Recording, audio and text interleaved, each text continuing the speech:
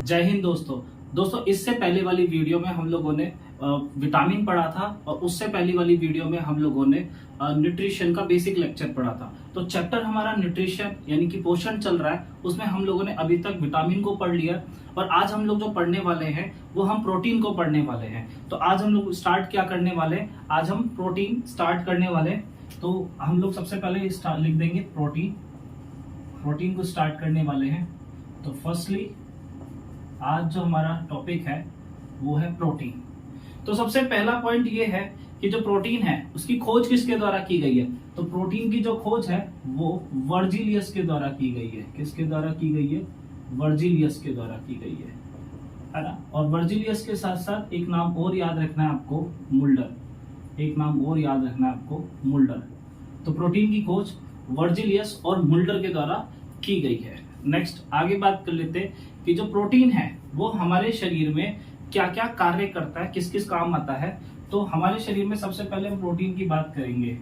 तो प्रोटीन हमारे शरीर में क्या क्या कार्य करता है, तो प्रोटीन के कार्य की बात की जाती है। तो जो प्रोटीन है हमारे शरीर में सबसे पहला काम है कि वो ऊर्जा प्रदान करने का काम करता है। हमारे शरीर में ऊर्जा जो प्रदान करता है वो प्रोटीन के द्वारा प्रदान होती है ना। एनर्जी प्रोवाइड करने का जो काम करता है वो कौन करता है? एनर्जी प्रोवाइड करने का काम प्रोटीन करता है। नेक्स्ट आगे बात कर लेते हैं कि आपकी जो घाव भरने का कार्य है ना, घाव भरने का कार्य भी किसके द्वारा किया जाता है? प्रोटीन के द्वारा किया जाता है। तो दोस्तों अगर आपको कोई चोट लग जाती है, आपका मांस फट जाता है, किसी तरह की कोई समस्या हो जाती है, तो डॉक्टर भी आपको क्या बोलता है कि ज्यादा से ज्यादा प्रोटीन वाली चीजें खाइए, जिससे कि आपका जो चोट है, आपका घाव है, वो जल्दी से जल्दी क्या हो जाए? भर जाए, है ना। तो घाव भरने का काम भी कौन करता है? प्रोटीन करता है। नेक्स्ट देख लेते हैं कि आपके शारीरिक वृद्धि व विकास का कार्य, शारीरिक वृद्धि व विकास का कार्य किसके द्वारा किया जाता है? आपके शरीर में विटामिन प्रोटीन के द्वारा किया जाता है। तो देखिए आप जैसे जब भी जिम जाते हैं, आप मान लीजिए कि जिम जाते हैं और जिम में जाने के बाद आप बॉडी बिल्डिंग करते हैं। बॉडी बिल्डिंग करते समय आपको जो जिम ट्रेनर है वो आपको क्या बोलेगा कि भैया आप क्या कीजिए, आप इस सप्लीमेंट का, प्रोटीन वाले सप्लीमेंट का यूज कीजिए। और जैसे ही आप प्रोटीन का सप्लीमेंट का यूज करते हैं तो आप देखते हैं कि आपकी जो बॉडी ग्रोथ है बहुत अच्छे से होती है, आपकी बहुत अच्छी मसल्स बनती है, बॉडी बनती है। तो आपकी जो बॉडी का जो डेवलपमेंट है वो किसके द्वारा हो रहा है? वो प्रोटीन के द्वारा होता है। आप में जो विकास का कार्य है, आपकी जो बॉडी ग्रोथ हो रही है, वो कौन कर रहा है? जो डेवलपमेंट हो रहा है वो भी प्रोटीन के द्वारा हो रहा है। ठीक है, तो आपको प्रोटीन की सबसे ज्यादा जरूरत किसको होती है? प्रोटीन की। तो प्रोटीन की जो सबसे ज्यादा जरूरत होती है वो बेसिकली आप देख सकते हैं, एक तो छोटे बच्चों को होती है ना। छोटे बच्चों को सबसे ज्यादा प्रोटीन की आवश्यकता होती है। दूसरा, बूढ़े लोगों को भी प्रोटीन की आवश्यकता सबसे ज्यादा होती है ना। बूढ़े लोगों को भी प्रोटीन की आवश्यकता सबसे ज्यादा होती है। और नेक्स्ट हम बात करें गर्भवती महिलाओं को, प्रेग्नेंट लेडियों को भी क्या होती है? गर्भवती महिला जो होती है उनको भी प्रोटीन की क्या होती है? सबसे ज्यादा जरूरत होती है दोस्तों। हाँ, प्रोटीन की सबसे ज्यादा जरूरत होती है। उससे पहले हम बात कर लेते हैं कि आपके शरीर में जो एनर्जी है वो किससे प्राप्त होती है? प्रोटीन से प्राप्त होती है। प्रोटीन जो है वो ऊर्जा प्रदान करने का भी काम करता है। तो कितनी एनर्जी प्रोवाइड होती है आपको प्रोटीन से? 1 ग्राम प्रोटीन से आपको 4.2 किलो कैलोरी की एनर्जी मिलती है। आपको 1 ग्राम प्रोटीन से आपको कितनी एनर्जी मिलती है? 4.2 किलो कैलोरी की एनर्जी मिलती है। तो आगे बढ़ते हैं। देखो, छोटे बच्चों को सबसे ज्यादा प्रोटीन की आवश्यकता है, बूढ़े लोगों को प्रोटीन की सबसे ज्यादा आवश्यकता है और गर्भवती महिलाओं को प्रोटीन की सबसे ज्यादा आवश्यकता है। तो देख लीजिए, अब देखो आपने जैसे देखा होगा कि जो छोटे बच्चे हैं, तो छोटे बच्चों के लिए बहुत सारे मार्केट में प्रोडक्ट आए हुए होते हैं। जैसे हमने वो कहते हैं कि भाई जो दूध है, दूध से आप बच्चों को पूरी तरीके से न्यूट्रिशन नहीं मिल पा रहा है, प्रोटीन भरपूर मात्रा में नहीं मिल पा रहा है जो उन्हें चाहिए जिस तरीके से। तो उनकी पूर्ति के लिए दूध में मिलाने के लिए वो कुछ प्रोडक्ट देते हैं। जैसे आपने सुना होगा जैसे इस तरीके के, जैसे कॉम्प्लेंट हो गया, हॉर्लिक्स हो गया, इस तरह की चीजें दे देते हैं। तो वो क्या काम करते हैं? वो आपके शरीर में प्रोटीन की मात्रा को या प्रोटीन की जो भरपाई है वो करने का काम करते हैं। ठीक है, आगे बात कर लेते हैं बूढ़े लोग। तो देखो बच्चों को तो सबसे ज्यादा प्रोटीन की आवश्यकता इसलिए होगी क्योंकि देखो जैसे जैसे जो बच्चा है अगर बचपन में जितनी तेजी से अच्छे से ग्रोथ करेगा तो वो आगे भी क्या करेगा, उतनी ही अच्छे तरीके से ग्रोथ करेगा। अगर बच्चा अच्छे तरीके से ग्रोथ नहीं कर पाया है शुरू में, बचपन में ही अगर वो थोड़ा वीक रह गया है, प्रोटीन की कमी रह गई है, तो वो आगे भी उसी तरीके से विकास करेगा जिस तरीके से उसने अपने बचपन में ग्रोथ किया है। तो सबसे ज्यादा बच्चों को तो है ही। दूसरा देखो बूढ़े जो लोग होते हैं, तो बूढ़े जब लोग होते हैं तो वो जैसे जैसे बुढ़ापा आता है तो उनमें जो कोशिकाएं होती है वो बहुत तेजी से मरने लगती है। तो उनमें जो डेड सेल्स है, वो जो दर होती है डेड सेल्स की, यानी कि उनके मरने की, जो कोशिकाओं के मरने की दर है वो बढ़ जाती है। अब उनकी कोशिकाओं को ज्यादा से ज्यादा न्यूट्रिशन मिले, इसीलिए सबसे ज्यादा प्रोटीन की आवश्यकता दूसरे नंबर पे बूढ़ों को सबसे ज्यादा होता है, बूढ़े लोगों को, वृद्ध लोगों को सबसे ज्यादा होती है।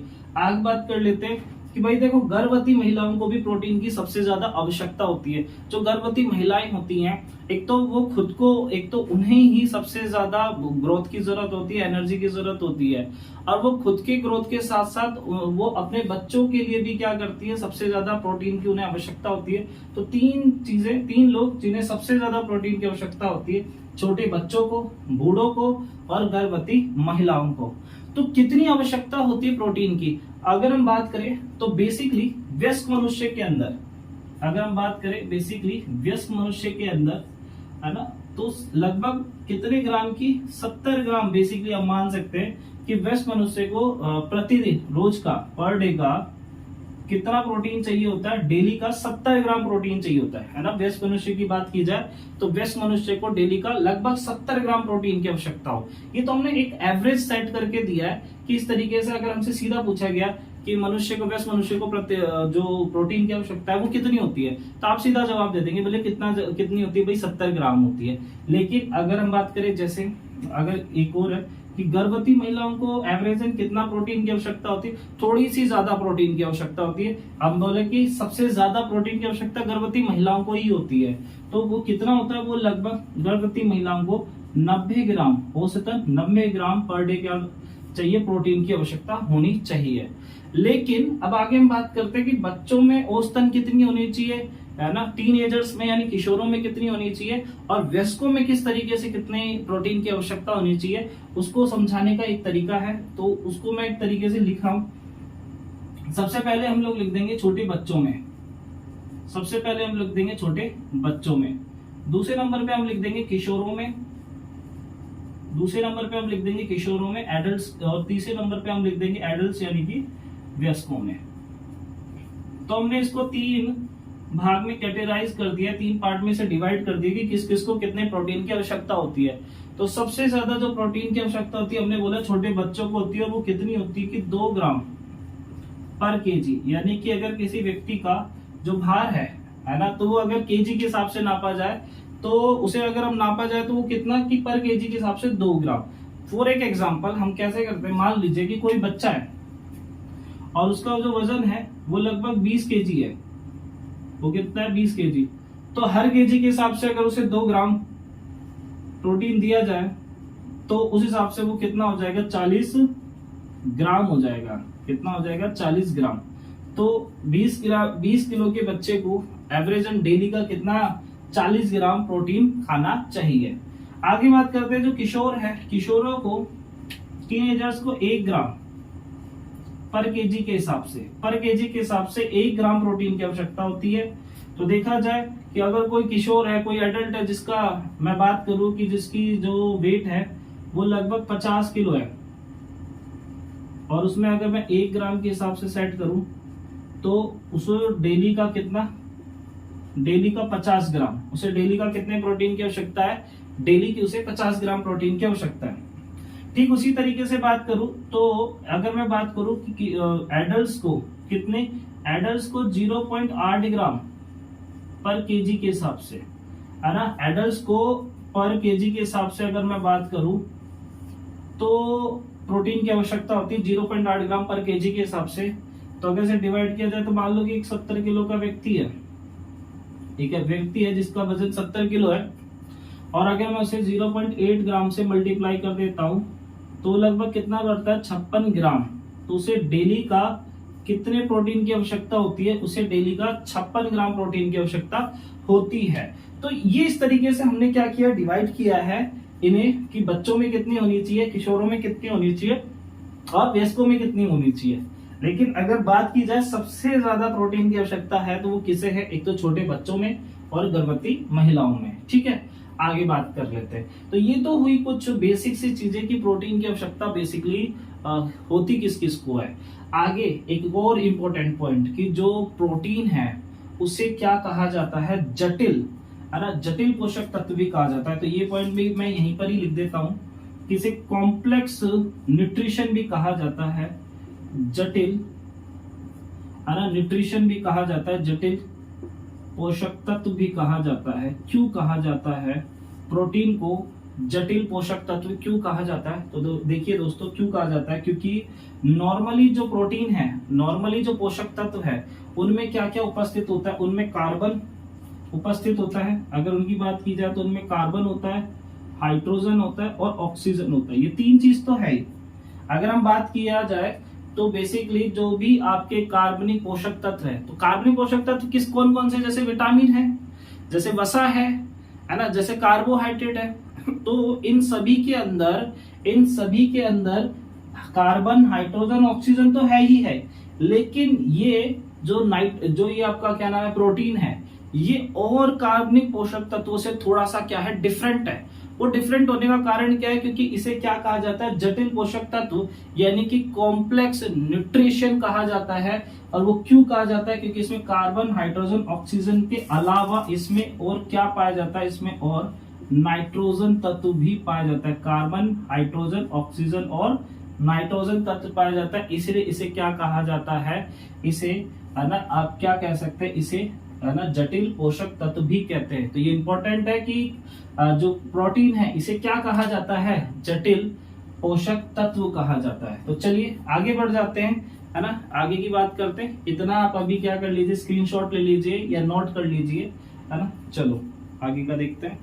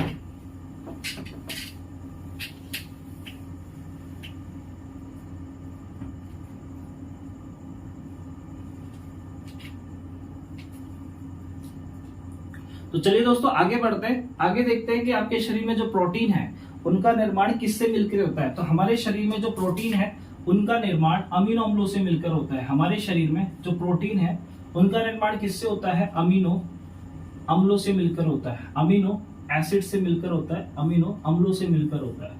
ठीक है, तो आपके शरीर में बहुत सारे अमीनो अम्लों के मिलने से क्या होता है, प्रोटीन का निर्माण होता है। तो दोस्तों इसको आगे बढ़ाने से पहले मैं आपको एक छोटी सी बेसिक सी चीज बताता हूं। आपने सुना होगा उपापचय जैविक क्रिया यानी मेटाबॉलिक रिएक्शन, जिसे आप मेटाबॉलिज्म भी बोलते हैं, जिसे आप क्या बोलते हैं, मेटाबॉलिज्म भी बोलते हैं। तो उपापचय जैविक क्रिया यानी कि जो मेटाबॉलिज्म है ना, तो उसे हम क्या करते हैं, दो भागों में बांटते हैं। तो एक बार थोड़ा सा देखिएगा, हम बोलते हैं जैसे इसे उपापचय जैविक क्रिया, एक अभिक्रिया है जिसे हम क्या बोलते हैं, उपापचय जैविक क्रिया। ये जो उपापचय जैविक क्रिया है इसी को आप क्या बोल देते हैं, मेटाबॉलिक रिएक्शन। और ये मेटाबॉलिक जो रिएक्शन है इसे हम क्या कर सकते हैं, दो भागों में बांटते हैं। इसे हम क्या करते हैं, दो भागों में बांटते हैं। एक को तो बोलते हैं एनाबोलिक, एक को क्या बोलते हैं, एनाबोलिक। इसको क्या बोला जाएगा, एनाबोलिक, एक को बोलते हैं एनाबोलिक। ठीक है, एनाबॉलिक रिएक्शन, और दूसरी को बोला जाता है कैटाबॉलिक। दूसरी को क्या बोला जाता है? Catabolic reaction. दूसरा कौन सी आपकी? Catabolic reaction. ध्यान देना दोस्तों, जो एनाबॉलिक रिएक्शन है ये तो जोड़ने का काम करती है, और जो कैटाबॉलिक रिएक्शन है ये तोड़ने का काम करती है। हाँ दोस्तों, इसको देखना थोड़ा सा कि ये क्या काम कर रही है, ये जोड़ने का काम कर रही है। क्या काम करती है? जोड़ने का काम करती है। अगर हम इसकी बात करें तो ये क्या काम करती है? तोड़ने का काम करती है। किस तरीके से काम करती है? तो देखिए, अगर हमने बोला कि जो प्रोटीन का निर्माण है वो किससे मिलकर होता है? अमीनो अम्लों से मिलकर होता है। तो यानी कि मैं बोलूं कि अमीनो अम्लों के बहुत सारे, अमीनो एसिड्स के बहुत सारे मॉलिक्यूल्स को अगर जोड़ दिया जाए, है ना, ध्यान दीजिएगा, मैं बोलूं कि अगर अमीनो एसिड्स के बहुत सारे मॉलिक्यूल्स को अगर जोड़ दिया जाए तो आपके क्या बनता है? किसका निर्माण होता है? प्रोटीन का निर्माण होता है ना। आगे बढ़ जाते हैं। अगर मैं बोलूं कि आपके शरीर में अगर बहुत सारे ग्लूकोज के मॉलिक्यूल्स को क्या कर दिया जाए? जोड़ दिया जाए। आपके शरीर में बहुत सारे ग्लूकोज के मॉलिक्यूल्स को अगर जोड़ दिया जाए तो क्या हो जाएगा? कार्बोहाइड्रेट बन जाएगा। क्या बन जाएगा दोस्तों? कार्बोहाइड्रेट बन जाएगा। अगर मैं बोलूं कि आपके शरीर में बहुत सारे जो फैटी एसिड्स हैं, यानी कि वसीय अम्ल है, उनको अगर जोड़ दिया जाए, आपके शरीर में बहुत सारे वसीय अम्लों को जोड़ दिया जाए तो आपके शरीर में क्या बन जाता है? वसा बन जाती है। क्या बन जाती है दोस्तों? वसा बन जाती है, फैट बन जाता है। क्या बन जाता है? फैट। तो देखा आप लोगों ने, ये सारे ही क्या कर रहे हैं? जुड़ने का काम कर रहे हैं। कि अमीनो अम्लों को जोड़ा तो क्या बना? प्रोटीन बन गया। ग्लूकोज को जोड़ा तो क्या बन गया? कार्बोहाइड्रेट बन गया। वसीय अम्लों को जोड़ा तो क्या बन गया? फैट बन गया, है ना, वसा बन गया। लेकिन अगर हम यहाँ करते हैं, यहाँ हम देखते हैं कि इसका काम क्या है? तोड़ने का। यहाँ तो इफेक्ट बैठ गया कि ये क्या काम करता है? जोड़ने का काम करता है। अगर ये तोड़ने की बात की जाए तो देखो यहाँ पे, अगर इसकी बात की जाए तो जैसे आप भोजन के रूप में क्या खाते हैं? आप भोजन के रूप में आपने खाया, मान लो पनीर। आपने क्या खाया? पनीर खाया। आपने बढ़िया पनीर खाया, पनीर टिक्का खाया, है ना। एज्यूम करो आपने क्या खाया? पनीर टिक्का। बढ़िया। तो पनीर के अंदर क्या होता है? पनीर के अंदर पाया जाता है प्रोटीन। क्या पाया जाता है दोस्तों? प्रोटीन पाया जाता है। और जैसे ही आपने प्रोटीन खाया तो आपको पता है कि आपके शरीर में जो प्रोटीन है, और प्रोटीन जैसे ही आप खाओगे तो वो टूट जाएगा। किस में टूट जाएगा? अमीनो एसिड्स में टूट जाएगा। किस में टूट जाएगा? अमीनो अम्लों में टूट जाएगा। तो आपने जो पनीर खाया था वो प्रोटीन का एक स्रोत था, प्रोटीन का सोर्स था। और जैसे ही आपने प्रोटीन खाया तो आपके शरीर में ये प्रोटीन टूट जाता है। किसके अंदर? अमीनो एसिड्स के अंदर। किसमें टूट जाता है? अमीनो अम्लों के अंदर। ये क्या हो गया? टूट गया है। चलो भाई आगे बढ़ जाते हैं। नेक्स्ट आगे बात कर लेते हैं कि जैसे ही आपने क्या खाया? कार्बोहाइड्रेट खाया। आपने क्या खाया? कार्बोहाइड्रेट खाया। तो कार्बोहाइड्रेट के खाने से आपके शरीर में ये कार्बोहाइड्रेट टूट के किस में बदल गया भैया? ग्लूकोज में बदल गया। किस में बदल गया दोस्तों? ग्लूकोज में बदल गया। और अब आपने क्या खाया? अब मान लीजिए आपने क्या खाया कि अब जैसे ही आपने खाया फैटी चीज, कोई भी वसीय चीज, घी, तेली वाली चीज कोई खाई, तो ये किस में बदल जाती है? वसीय अम्लों में बदल जाती है। किस में बदल जाती है? वसीय अम्लों में बदल जाती है। तो यानी कि हम क्या कह रहे हैं कि जो एनाबॉलिक रिएक्शंस है ये क्या काम करती है? जोड़ने का काम करती है। और जो कैटाबॉलिक रिएक्शन है ये क्या काम करती है? तोड़ने का काम करती है। तो मेटाबॉलिक रिएक्शन कितने प्रकार की होती है? मेटाबॉलिक रिएक्शन आपकी दो प्रकार की होती है, यानी कि एक तो है एनाबॉलिक और एक है कैटाबॉलिक। एक तो है आपकी एनाबॉलिक और एक है आपकी कैटाबॉलिक। अच्छा, एक चीज और है जो पेपर में बहुत बार पूछी गई है कि उपापचयी जैविक क्रियाओं को किसके द्वारा नियंत्रित किया जाता है? उपापचयी जैविक क्रियाओं को किसके द्वारा नियंत्रित किया जाता है? तो ध्यान रखना, एक तो है एंजाइम, है ना, एक तो है आपका एंजाइम और एक है हार्मोन, है ना। तो देखिए आपने देखा होगा कि प्रोटीन को तोड़ने का काम कौन करता है? ट्रिप्सिन करता है ना। तो ट्रिप्सिन क्या है? आपका एमाइलेज है, सॉरी ट्रिप्सिन क्या आपका? एंजाइम है। ट्रिप्सिन क्या चीज है आपकी? है ना, एंजाइम है। तो ये क्या काम कर रहा है? ये आपकी रिएक्शन को तोड़ने का काम कर रहा है। ये आपके प्रोटीन को क्या कर रहा है? तोड़ने का काम कर रहा है। तो अब देखिएगा आपकी मेटाबॉलिक रिएक्शन या मेटाबॉलिज्म स्लो होना चाहिए कि फास्ट होना चाहिए? अगर आपसे पूछा जाए कि आपका जो मेटाबॉलिज्म है वो स्लो होना चाहिए कि फास्ट होना चाहिए, तो एक बात बताओ भाई, अगर आपका मेटाबॉलिज्म यहाँ पे मैं मान लूं कि स्लो है तो स्लो है तो आपका अमीनो एसिड धीरे धीरे धीरे क्या बनाएगा, प्रोटीन बनाएगा। आपके शरीर में धीरे धीरे धीरे कार्बोहाइड्रेट मिलाएगा ग्लूकोज से। आपके शरीर में धीरे धीरे है ना वसी अम्लों के मिलने से क्या बनेगा, वसा बनेगा, है ना। तो ये बहुत धीरे धीरे बनेगा, यानी न्यूट्रिशन क्या बन रहा है, धीरे बन रहा है। तो धीरे नहीं बनना चाहिए, तो ये थोड़ा क्या होना चाहिए, फास्ट होना चाहिए, अच्छे तरीके से, सही तरीके से, सुचारू रूप से आपके शरीर में ये न्यूट्रिशन बनने चाहिए।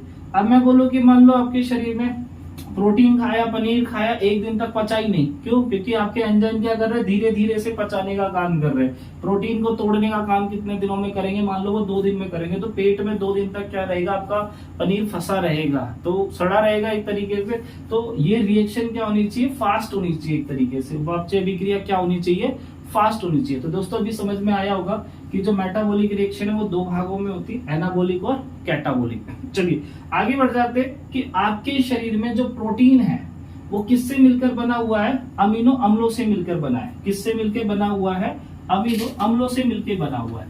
तो आपके शरीर में कितने प्रकार के अमीनो अम्ल मौजूद होते हैं, हमारे शरीर में कितने प्रकार के अमीनो अम्ल, अमीनो एसिड्स मौजूद होते हैं? तो हमारे शरीर में टोटल 20 प्रकार के 20 प्रकार के अमीनो एसिड्स क्या होते हैं, मौजूद होते हैं। तो चलिए आगे बढ़ जाते हैं, इसी को कंटिन्यू करते हैं कि हमारे शरीर में 20 प्रकार के अमीनो एसिड्स है ना दोस्तों। कितने प्रकार के हैं, 20 प्रकार के अमीनो एसिड्स मौजूद होते हैं। तो लिख लीजिए कि भैया हमारे शरीर में कितने प्रकार के, 20 प्रकार के अमीनो एसिड्स होते हैं। कितने प्रकार के होते हैं, 20 प्रकार के।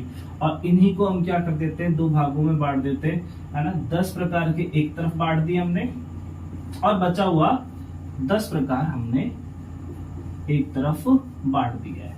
ठीक है, तो दोनों को हमने क्या कर दिया, एक एक भाग में बांट दिया है। 10 प्रकार एक तरफ, 10 प्रकार एक तरफ। तो जो 10 प्रकार के 10 प्रकार के हैं, ये तो हमें, एक तो जो 10 प्रकार के वो तो हमें भोजन के द्वारा प्राप्त होंगे, फूड हमें मिलेंगे।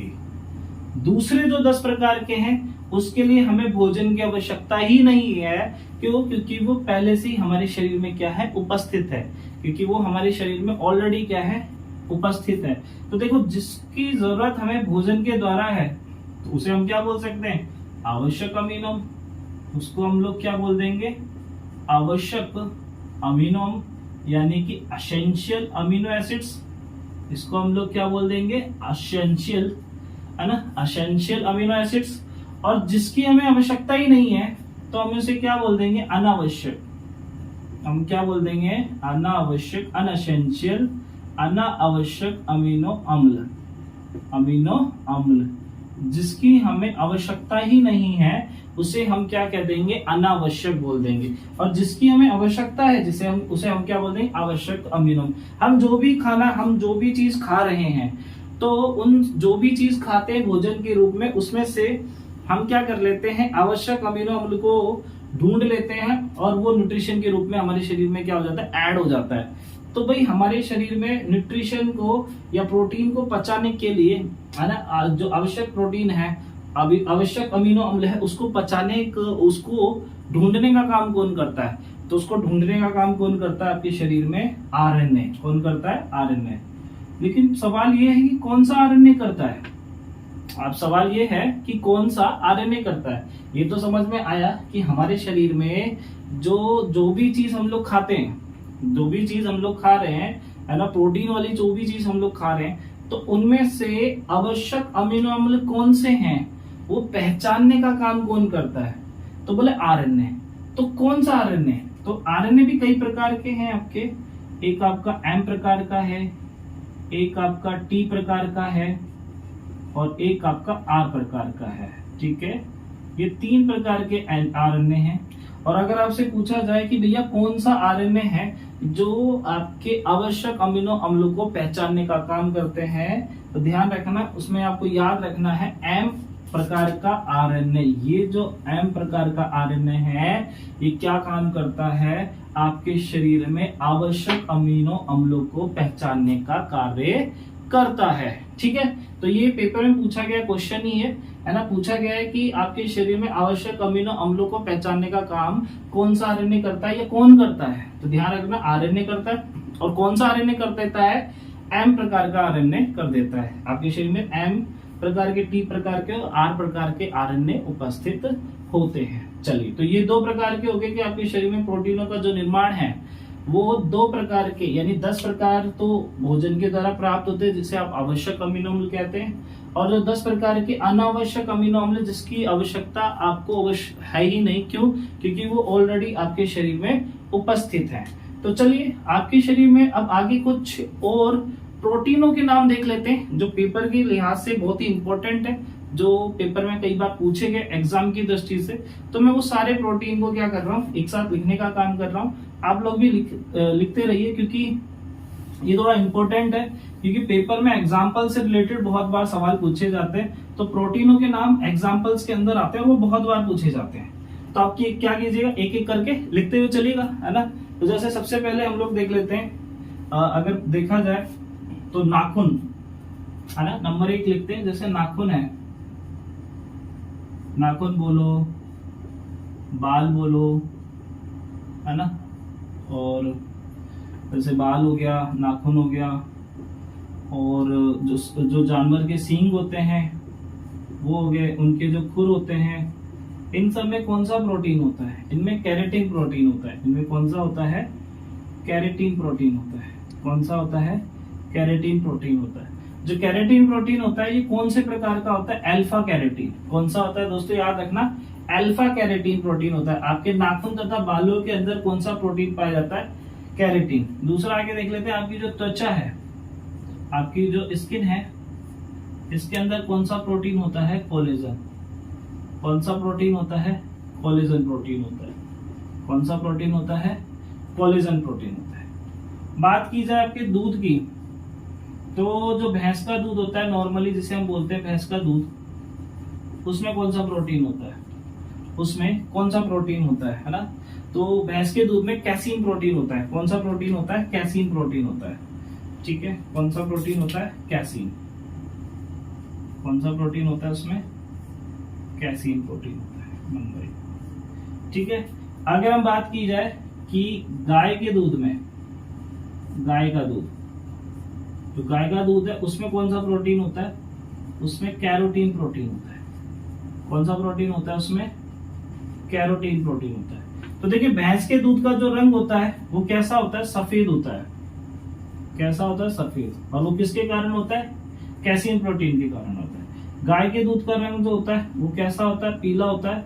और वो किसके कारण होता है? कैरोटीन प्रोटीन के कारण होता है। किसके कारण होता है दोस्तों?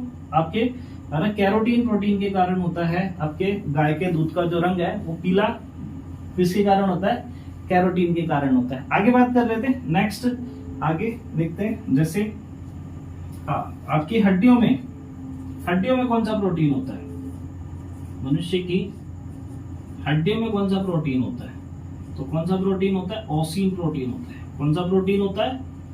ओसिन प्रोटीन होता है। ध्यान देना दोस्तों, कौन सा होता है? ओसिन प्रोटीन होता है। नेक्स्ट आगे बढ़ जाते हैं। तो देखिए, आपकी जो मांसपेशियां हैं उनमें कौन सा प्रोटीन होता है? मांसपेशियों के अंदर, तो मांसपेशियों के अंदर,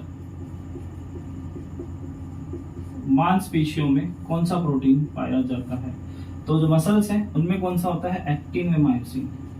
कौन सा होता है? एक्टिन और मायोसिन।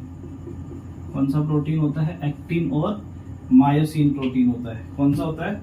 एक्टिन और मायोसिन प्रोटीन होता है। ठीक है, एक्टिन और मायोसिन, दोबारा लिख लेते हैं इसे, एक्टिन और मायोसिन प्रोटीन होता है। नेक्स्ट आगे बात कर लेते हैं, त्वचा भी हो गया, नाखून भी हो गया, भैंस के दूध हो गया, गाय का दूध हो गया। अच्छा, एक दूध की बात कर रहे हैं तो देखो, भैंस का दूध हो गया, गाय का दूध हो गया, एक दूध और देख लेते हैं, बकरी का दूध, है ना, बकरी का दूध। देखिए, बकरी के दूध में कौन सा प्रोटीन होता है? बकरी के दूध में जिलेटिन प्रोटीन होता है। कौन सा होता है? जिलेटिन। कौन सा प्रोटीन होता है दोस्तों? जिलेटिन प्रोटीन होता है। ये जिलेटिन प्रोटीन क्या काम करता है? आपके जैसे अगर आपके शरीर में आपको पता हो कि जैसे प्लेटलेट की जब कमी आती है, तो जो प्लेटलेट की कमी आ जाती है तो आपके शरीर में प्लेटलेट की कमी आ जाने, डेंगू हो जाने के बाद प्लेटलेट की कमी आती है, तो आप बकरी के दूध का उपयोग करते हैं और वो आपके शरीर में क्या करती है? प्लेटलेट को बढ़ाने का काम करती है। तो ये पेपर में पूछा गया क्वेश्चन ही है। हरियाणा एसएससी का एक क्वेश्चन है कि बकरी के दूध में ऐसा कौन सा प्रोटीन होता है जिसके कारण वो आपकी प्लेटलेट्स को बढ़ाने का काम करता है, मनुष्य की प्लेटलेट्स को बढ़ाने का काम करता है। तो ध्यान रखना है इसमें कौन सा प्लेटलेट आएगा के अंदर, इसमें कौन सा प्रोटीन आएगा, जिलेटिन प्रोटीन आएगा। कौन सा आएगा दोस्तों, जिलेटिन प्रोटीन आएगा। ठीक है, दूध पे आपको याद रखना है, एक तो भैंस का दूध, एक गाय का दूध और एक कौन सा हो गया आपका बकरी का दूध, है ना, कौन सा, बकरी का दूध। आगे बढ़ जाते हैं, नेक्स्ट देख लेते हैं अंडे के अंदर कौन सा होता है। अंडे के अंदर एल्ब्यूमिन, कौन सा होता है अंडे के अंदर, एल्ब्यूमिन, एल्ब्यूमिन, एल्ब्यूमिन प्रोटीन होता है। और एक बात बताऊं कि जो आपका लीवर होता है, लीवर में बनने वाला प्रोटीन भी कौन सा होता है आपके, ध्यान रखना, लीवर में बनने वाला प्रोटीन भी आपका कौन सा होता है, एल्ब्यूमिन प्रोटीन होता है। आपके उबले हुए अंडे के अंदर कौन सा प्रोटीन पाया जाता है, एल्ब्यूमिन पाया जाता है। और लीवर में भी कौन सा प्रोटीन होता है, आपके लीवर में बनने वाला प्रोटीन भी कौन सा होता है, आपका एल्ब्यूमिन। आपके ब्लड में, रक्त में कौन सा प्रोटीन पाया जाता है, तो आपके जो रक्त है उसमें पाया जाता है आपका फाइब्रियोनोजन। कौन सा होता है, फाइब्रियोनोजन नाम का क्या पाया जाता है, फाइब्रियोनोजन। कौन सा प्रोटीन पाया जाता है, फाइब्रियोनोजन प्रोटीन पाया जाता है। चलिए आगे बढ़ जाते हैं और देखते हैं, कुछ और प्रोटीनों के नाम देखते हैं। आपकी प्लेटलेट्स में, आपकी प्लेटलेट्स में यानी कि प्लेटलेट्स में कौन सा प्रोटीन होता है, हाँ प्लेटलेट्स में कौन सा प्रोटीन होता है। आप इसे हिंदी में क्या बोलते हैं, प्लेटलेट्स को, बिंबाणु, है ना, बिंबाणु। ये आपकी सेल है, प्लेटलेट सेल है। और इसके अंदर कौन सा प्रोटीन मौजूद होता है, देखो प्लेटलेट्स को बोला जाता है थ्रोम्बोसाइट, है ना। इसका जो रासायनिक नाम है प्लेटलेट्स का, इसको क्या बोला जाता है, थ्रोम्बोसाइट बोला जाता है। क्या बोला जाता है दोस्तों, थ्रोम्बोसाइट। और थ्रोम्बोसाइट से याद रखना है थ्रोम्बीन। कौन सा याद रखना है, थ्रोम्बोसाइट से थ्रोम्बीन प्रोटीन।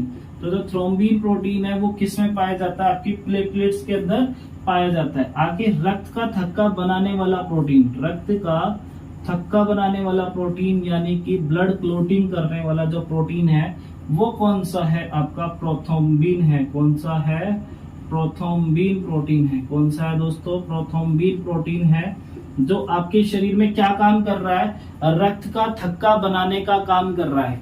क्या काम कर रहा है, रक्त का थक्का बनाने का काम कर रहा है। तो कितने होंगे, 5, 6, 7, 8, 9, 10, 11 और देख लेते हैं। जैसे आपके दालों के अंदर कौन सा प्रोटीन होता है ना, दालों के अंदर कौन सा प्रोटीन पाया जाता है, तो ध्यान रखना दालों का बहुत इंपॉर्टेंट है। दालों के अंदर आपका आता है प्रोमोलिन। कौन सा आता है, प्रोमोलिन। दालों में कौन सा प्रोटीन पाया जाता है, याद रखना, इंपॉर्टेंट है। दालों में कौन सा प्रोटीन होता है, आपका प्रोमोलिन प्रोटीन होता है। कौन सा प्रोटीन पाया जाता है, प्रोमोलिन प्रोटीन होता है। और भी देख सकते हैं, और भी कुछ याद आ नहीं रहे थोड़े थोड़े, और देख लेते हैं आपके हाँ एक और देख सकते हैं, चावल में कौन सा प्रोटीन होता है, चावल में कौन सा प्रोटीन होता है, चावल में, चावल को क्या बोलते हैं, राइस बोलते हैं। चावल को क्या बोलते हैं, राइस बोलते हैं। और राइस से याद रखना ओराइजीन, राइस से क्या रखना, ओराइजीन। ओराइजीन नाम का प्रोटीन पाया जाता है किसके अंदर, चावल के अंदर। ओराइजीन नाम का क्या पाया जाता है, प्रोटीन पाया जाता है किसके अंदर पाया जाता है, चावल के अंदर पाया जाता है। कौन सा, ओराइजीन नाम का प्रोटीन। चलो और देख लेते हैं, जैसे मक्का, मक्के में कौन सा प्रोटीन पाया जाता है, मक्के में जीन प्रोटीन पाया जाता है। कौन सा पाया जाता है, जीन प्रोटीन पाया जाता है। ठीक है, तो ये कुछ आपके मेन प्रोटीनों के नाम हो गए, है ना। कुछ कुछ याद है, कुछ कुछ शायद छूट गए होंगे, है ना। तो देख लीजिए ये, लेकिन वो सारे हो गए जो आपके एग्जाम में मेनली पूछे जाते हैं, वो सारे हो चुके हैं आपके, है ना। जैसे नाखून, बाल, सींग, खुर के अंदर कैरेटीन होता है, त्वचा के अंदर कोलेजन होता है, भैंस के दूध में कैसीन प्रोटीन होता है, गाय के दूध में आपके कैरोटीन होता है, और हड्डियों के अंदर ओसिन प्रोटीन होता है, मांसपेशियों के अंदर एक्टिन और मायोसिन होता है, बकरी के दूध में जिलेटिन होता है, अंडे में आपका एल्ब्यूमिन होता है, लीवर में भी जो बनने वाला प्रोटीन है आपका एल्ब्यूमिन है, ब्लड में आपका फाइब्रियोनोजन है, प्लेटलेट्स यानी कि थ्रोम्बोसाइट के अंदर थ्रोम्बिन प्रोटीन होता है, ब्लड क्लोट बनाने वाला जो प्रोटीन है वो प्रोथ्रोम्बिन है, और जो दाल है उसके अंदर कौन सा प्रोटीन पाया जाता है, आपका प्रोमेलिन चावल के अंदर ओराइजिन और मक्के के अंदर कौन सा पाया जाता है आपका जीन प्रोटीन पाया जाता है। तो दोस्तों अगला जो पॉइंट है वो ये है कि आपका जो प्रोटीन है वो किस किस तरीके से आपके स्रोतों के हिसाब से बांटा गया है कि किस स्रोत में कितना प्रोटीन पाया जाता है, या फिर हम ये बोले कि सबसे ज्यादा प्रोटीन आपके किस पोषक तत्व के अंदर पाया जाता है, ऐसा क्या खाएं जिससे कि आपको सबसे ज्यादा प्रोटीन प्राप्त हो, है ना। तो हम लोग प्राप्ति स्रोत लिख सकते हैं, प्रोटीन के प्राप्ति स्रोत, है ना, सोर्सेज ऑफ प्रोटीन। ठीक है, आगे लिख सकते हैं सोर्सेज ऑफ प्रोटीन कि प्रोटीन आपको किस किस से प्राप्त हो रहा है या सबसे ज्यादा अधिक मात्रा में किससे प्राप्त होगा। तो चलिए सोर्सेज ऑफ प्रोटीन लिख सकते हैं, है ना, प्रोटीन के स्रोत। चलिए आगे बढ़ते हैं। तो देखिए प्रोटीन के स्रोतों में आगे बढ़ते हैं। तो ये कुछ पॉइंट थे आपके प्रोटीनों के, मैंने ऊपर ही लिख दिए हैं, है ना। तो ये आप नोट कर लीजिए कि कौन कौन से प्रोटीन कहाँ कहाँ पाए जाते हैं, ठीक है, या किस किस पार्ट में कौन कौन से प्रोटीन पाए जाते हैं। आगे देख लेते हैं अपन प्रोटीन के स्रोतों की तरफ बात करते हैं कि प्रोटीन के जो प्राप्ति स्रोत है वो कौन कौन से। तो देखो सबसे ज्यादा प्रोटीन आपको कहां से प्राप्त होता है, तो देखो शैवालों से होता है, एल्गीज से होता है, जिसे आप बोलते हैं स्पाइरुलिना, स्पाइरुलिना, स्पाइरुलिना, है ना। इसी में ही आप बोल सकते हैं और जैसे नील हरित शैवाल, इसी में बोल सकते हैं नील हरित शैवाल। ठीक है, आगे बढ़ जाते हैं, इसी में ही हम लोग और लिख सकते हैं स्पाइरुलिना हो गया, नील हरित शैवाल हो गया, क्लोरेला भी हम इसमें ऐड कर सकते हैं। कौन सा, क्लोरेला, कौन सा बेटा, क्लोरेला। तो क्लोरेला, नील हरित शैवाल, स्पाइरुलिना, सबसे ज्यादा मात्रा में इसमें प्रोटीन पाया जाता है। और कितना पाया जाता है, 60 से 70% तक पाया जाता है, जो इसकी मात्रा सबसे ज्यादा मात्रा में है।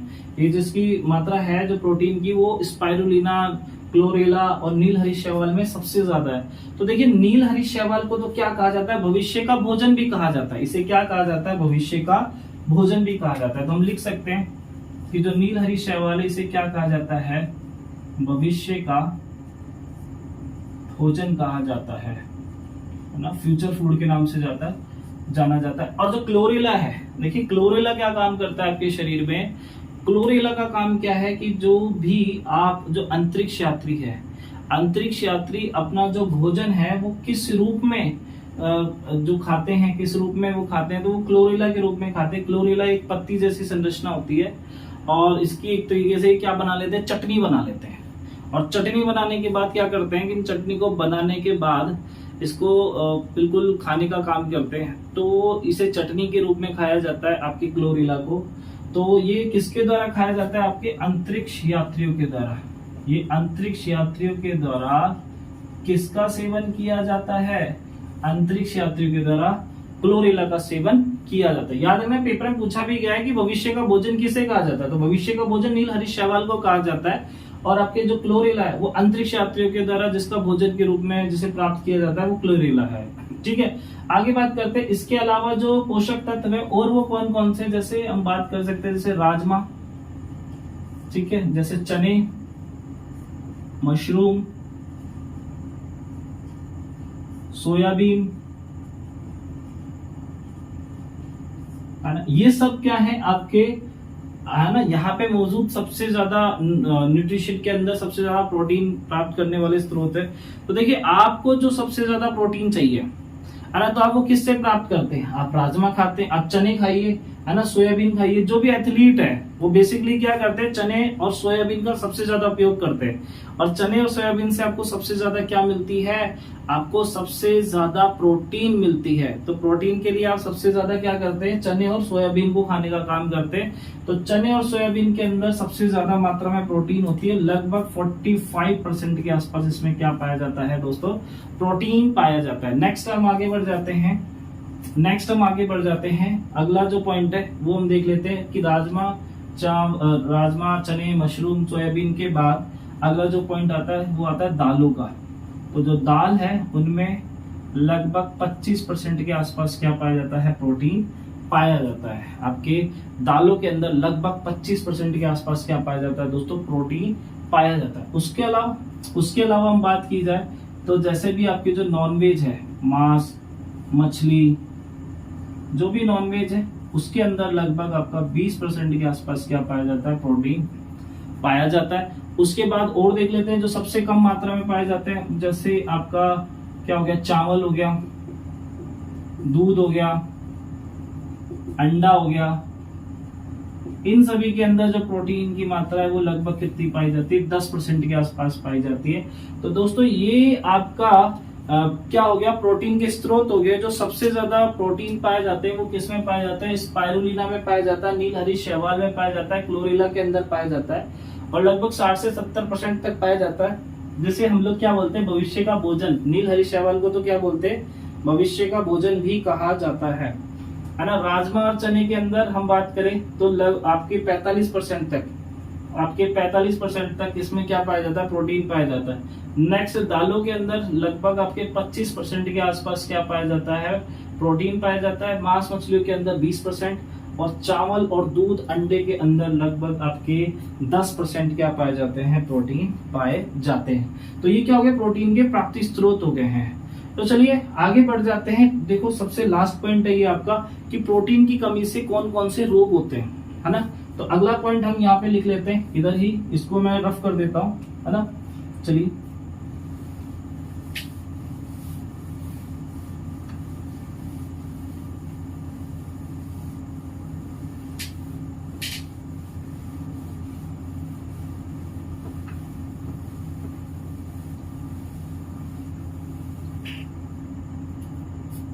चलिए दोस्तों, प्रोटीन की कमी से कौन कौन से रोग होते हैं। तो इसमें आपको 2 रोग याद अच्छे से करने होंगे। तो प्रोटीन की कमी से 2 रोग, एक तो आप याद रखने लगा मैरास्मस, एक तो मैरास्मस, एक रोग तो कौन सा होगा, मैरास्मस होगा, और दूसरा है क्वाशी आर्कर। दूसरा कौन सा है, क्वाशी आर्कर। एक तो है आपका मैरास्मस और दूसरा क्या है दोस्तों, है ना आपका क्वाशी आर्कर। तो क्वाशी आर्कर और मैरास्मस ध्यान से देख लीजिएगा, ये दोनों ही अगर पूछा जाए कि बच्चों के अंदर कौन सा रोग होता है प्रोटीन की कमी से, तो बच्चों के अंदर आपका कौन सा रोग होता है, बच्चों के अंदर क्वाशी आर्कर रोग होता है। और अगर देखा जाए कि वयस्कों के अंदर कौन सा प्रोटीन, कौन से रोग होता है प्रोटीन की कमी से, तो मैरास्मस है। तो बेसिकली आप इसे याद रख सकते हैं, किसके लिए, बच्चों के लिए याद रख सकते हैं। इसको किसके लिए याद रख सकते हैं, वयस्कों के लिए। लेकिन ऐसा नहीं है कि जो मैरास्मस है वो सिर्फ बच्चों वयस्कों में ही होगा, तो ये वयस्कों में भी होता है, बच्चों के अंदर भी होता है। तो सबसे पहले हम लोग क्वाशी आर्कर को देख लेते हैं, और मैं इनमें इन रोगों की क्या बता दूंगा, इसमें एक इमेज भी लगा दूंगा जिससे कि आपको ये पता रहे कि क्वाशी आर्कर किस तरह के रोग हैं, है ना। तो क्वाशी आर्कर जो इसके लक्षण अगर मैं बात करूं तो क्वाशी आर्कर के जो लक्षण हैं वो किस प्रकार के रहते हैं। तो देखो क्वाशी आर्कर के अंदर जो बच्चा है वो उसकी जो त्वचा है वो बिल्कुल क्या पड़ जाती है, काली पड़ जाती है। सबसे पहली बात, उसकी त्वचा क्या पड़ जाती है दोस्तों, बिल्कुल काली पड़ जाती है। दूसरी चीज कि काली तो पड़ी जाती है, उसके साथ साथ उसका जो शरीर है बिल्कुल सूख के कांटा हो जाता है, शरीर बिल्कुल कमजोर हो जाता है, बहुत ही ज्यादा कमजोर हो जाता है। इवन आप उसमें क्या होता है, हड्डियां तक दिखने लग जाती है। उसमें कैसे होते हैं, बच्चा बिल्कुल सूख गया है और उसकी हड्डियां तक दिखाई दे रही है ना। तो तीसरा आगे देख लेते हैं, अगला जो पॉइंट है, इसका जो अगला जो लक्षण है वो इम्पोर्टेंट भी है और उसकी सबसे बड़ी पहचान भी है कि उसका जो पेट है वो फूलने लगता है ना। उसमें क्या होता है, उसका पेट फूलने लगता है। ये पेट फूलने लगता है, इसका मतलब क्या है कि उसका शरीर तो पूरा सूखा हुआ है लेकिन उसका पेट बिल्कुल बाहर निकला हुआ है, बिल्कुल ऐसे तौन सी बाहर निकली हुई है। वो किसके कारण होता है, याद रखना, उसमें क्या होता है कि इसका अमाशय फूल रहा होता है। बच्चे का क्या हो जाता है, अमाशय में सूजन आ जाती है। अमाशय में सूजन आने के कारण, दोस्तों याद रख लो, अमाशय में सूजन आने के कारण उस बच्चे का पेट फूल जाता है। तो 3 लक्षण याद रखना कि एक तो त्वचा बिल्कुल काली पड़ जाती है, कमजोर शरीर हो जाता है, सूख के काटा हो जाता है और पेट फूलने लगता है। और वो किसके कारण फूलने लगता है, उसके अमाशय में सूजन आने के कारण। तो ये जो लक्षण है ये किसके हैं, क्वाशी आर्कर के। आगे बात करते हैं मैरास्मस। तो देखो मैरास्मस की बात ये है कि एक तो सबसे पहली बात तो ये है कि जो मैरास्मस किसी को अगर होता है, किसी बच्चे को मैरास्मस होता है तो उसकी त्वचा पे झुर्रियां पड़ जाती है, रिंकल्स पड़ जाती है। तो सबसे पहली बात कि त्वचा पे क्या पड़ जाती हैं, झुर्रियां पड़ जाती हैं। याद रखिए, त्वचा पे क्या पड़ जाती है, झुर्रियां पड़ जाती है। नंबर 1 पॉइंट याद रखना है कि त्वचा पे क्या पड़ जाती है, झुर्रियां। नंबर दूसरा पॉइंट याद रखना है कि उसके स्किन है, जो उसकी जो त्वचा होती है बहुत ही ज्यादा शुष्क हो जाती है, ड्राई हो जाती है। त्वचा क्या हो जाती है, बहुत ही ज्यादा शुष्क हो जाती है। याद करना बेटा, बहुत इंपॉर्टेंट है, नोट कर लीजिए कि बच्चे की जो त्वचा है, त्वचा पे जो झुर्रियां आ जाती हैं, बच्चों के फेस पे झुर्रियां आने लगती है। आगे देखना, उनकी जो त्वचा है बहुत ही ज्यादा ड्राई हो जाती है, बहुत ज्यादा शुष्क हो जाती है ना। दूसरा, शरीर बिल्कुल कमजोर हो जाता है, शरीर सूख कर कांटा हो जाता है। इसमें भी शरीर क्या हो जाता है, बिल्कुल कमजोर हो जाता है, बिल्कुल सूख जाता है। अगली बात कर लेते हैं कि अगर जिसको मैरास्मस हो रहा है, जिस बच्चे को, तो उसको एक समस्या भी हो सकती है और वो होती है एनीमिया की समस्या। दोस्तों, कौन सी समस्या होती है, एनीमिया की। तो दो आपको डिजीज याद रखनी है, मैरास्मस और क्वाशियार्कर। मैरास्मस का लक्षण क्या है कि इसमें जो बेसिकली बच्चे की जो है वो फेस पे झुर्रियां पड़ जाती है, बुढ़ापा सा दिखने लगता है। दूसरा, जो त्वचा है वो बिल्कुल शुष्क पड़ जाती है, कमजोर पड़ जाती है, सूख जाता है और उसको एनीमिया होने की भी संभावना रहती है। ये लक्षण है मैरास्मस के।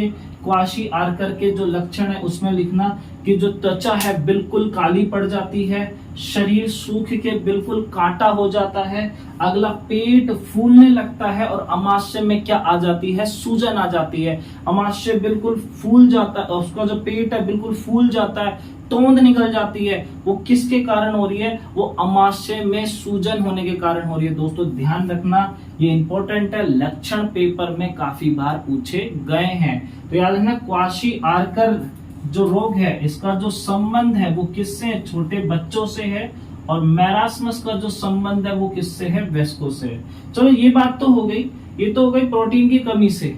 अगर मैं बोलूं कि अगर किसी व्यक्ति में प्रोटीन की अधिकता हो जाए तो क्या समस्या है। अगर किसी व्यक्ति में प्रोटीन की अगर अधिकता हो जाए, अगर वो अधिक मात्रा में प्रोटीन का सेवन करता है तो क्या फायदेमंद है। तो दोस्तों, कमी जिस प्रकार से नुकसानदायक होती है तो अति भी नुकसानदायक होती है। तो देखिए, प्रोटीन का अत्यधिक रूप से सेवन करने से क्या नुकसान होता है।